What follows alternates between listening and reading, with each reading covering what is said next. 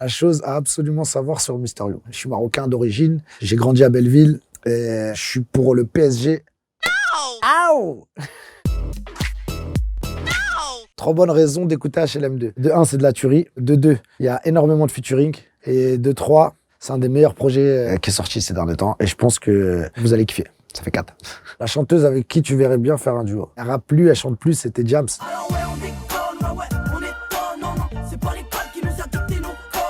J'aurais grave kiffé. Mon premier souvenir de rap. Mon premier son que j'ai enregistré, c'était sur un 6 pistes. On enregistrait à l'époque dans les caves. On mettait des cassettes et on enregistrait avec un micro. C'était chacun son tour. On n'a pas connu les gros au studio directement. C'était comment ton feat avec Jul? Jul, la machine. La session avec lui, c'était incroyable parce qu'il a composé l'instru direct. Tac, tac, alors tu penses quoi de ça? Je dis, tuerie nationale. Après, direct, il fait l'instru. Entrée, boum, il court, il va dans la cabine, il s'enregistre, il fait une petite mélodie, il revient, crac, il découpe, il place les mélodies aux bons endroits. Ça, c'est le pré-refrain. Ça sonnerait bien au refrain. Tu penses quoi? Un tueur à gages. Mister You, Rof était dans la boîte à questions et à son tour, une question à te poser. Dans son couplet, il dit qu'il a rencontré des meufs et que les conversations s'étaient claquées. Bon, maintenant, on aimerait savoir, c'est qui la meuf la plus claquée que t'as rencontrée? On veut un nom. Tu craches un nom, poteau.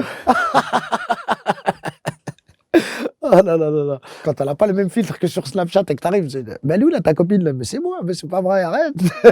C'était vraiment toi. Ah ouais, ça c'est nul.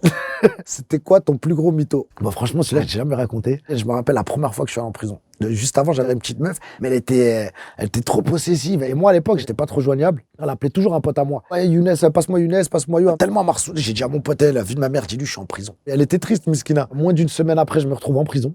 J'ai dit, ah ouais, t'as vu, des fois, les mythos, ils te rattrapent, putain. Pour ça, faut jamais mentir. On se porte la poisse. Mon pire souvenir de prison, oh, le mitard. Le mitard, c'est affreux, le cachot, incroyable. Ah, c'était dur. Le morceau fragile que tu pourrais encore écouter 100 fois. À toi, mon petit cœur. À toi, mon petit cœur, à toi, mon petit papillon, tu te rappelles qu'on se réveillait. L'autotune, on en pense quoi? J'excelle pas dans l'autotune, mais alors vraiment pas du tout. Mais moi, je kiffe. Moi, je suis un grand amateur de rail. Et le rail, je crois que c'est les premiers à utiliser l'autotune, à avoir cassé l'autotune.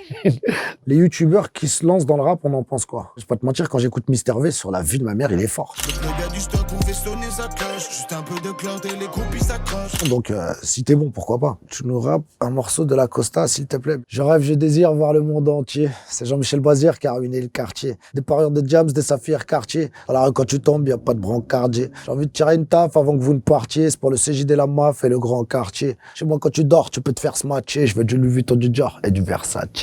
Bisous à tous.